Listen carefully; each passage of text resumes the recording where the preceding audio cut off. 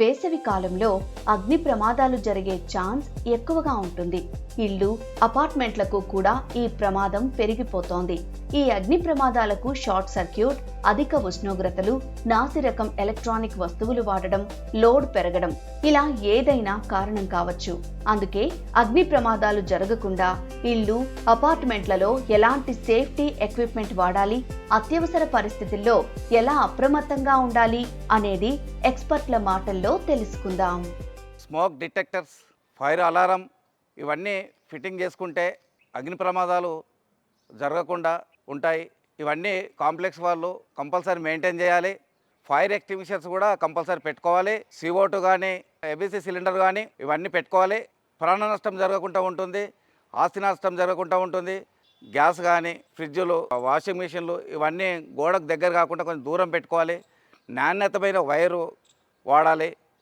అగ్ని ప్రమాదం జరిగినప్పుడు వెంటనే 101 ఫైర్ కంట్రోల్ రూమ్కు సమాచారం అందివ్వాలి. ఈ మధ్యకాలంలో చూస్తుంటే సెల్లర్లో ఛార్జింగ్లు కూడా అక్కడనే పెట్టేస్తున్నారు, ఎలక్ట్రికల్ బైక్ ఛార్జింగ్లన్నీ.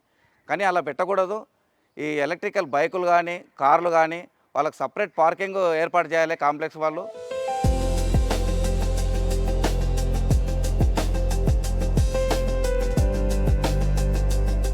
అపార్ట్మెంట్లో ఫైర్ అయినప్పుడు ఇలాంటి ఫైర్ ఎక్స్టింగ్విషర్స్ మీరు ఏ విధంగా వాడాలో మేము చెప్తాను. ఇలాంటి ఫైర్ ఎక్స్టింగ్విషర్ మీ అపార్ట్మెంట్లో కంపల్సరీ మెయింటైన్ చేయాలి. ఈ ఎక్స్టింగ్విషర్ను ఏ విధంగా అప్పుడు ఫస్ట్ అంటే చిన్న ఫైర్ అయినప్పుడు ఏ విధంగా ఆర్పాలో నేను చూపిస్తాను. ఫస్ట్ దీన్ని అబ్జర్వ్ చేయాల్సింది ఏంటంటే ఈ నీడిల్ని చూడాలి. గ్రీన్ కలర్లో ఉంటేనే ఇది వర్క్ చేస్తుంది. అదే రెడ్ కలర్లో ఉందనుకో వర్క్ చేయదు. అంటే దీంట్లో ప్రెషర్ లాస్ అయ్యి దీంట్లో ఉన్న పౌడర్ అనేది, కెమికల్ అనేది బయటికి రాదు. అది ఫస్ట్ చెక్ చేసుకొని ఫస్ట్ పాస్ మెథడ్ అనేది ఒకటి ఉంటుంది. పుల్ ద పిన్, ఈ పిన్ తీసేయాలి. తీసేసి తర్వాత ఎయిమ్ తీసినాక ఏమైతే ఎయిమ్ చూడాలి. ఎక్కడ ఫైర్ అయిందో బేస్ ఆఫ్ ది ఫైర్ని చూసేసి స్క్వీజ్ నొక్కాలి. దీన్ని నొక్కితే తర్వాత ఎడమ నుంచి కుడి వైపు అంటే స్వీప్ చేయాలి. అప్పుడు కంప్లీట్గా ఫైర్ ఆర్పడానికి అవకాశం ఉంటుంది.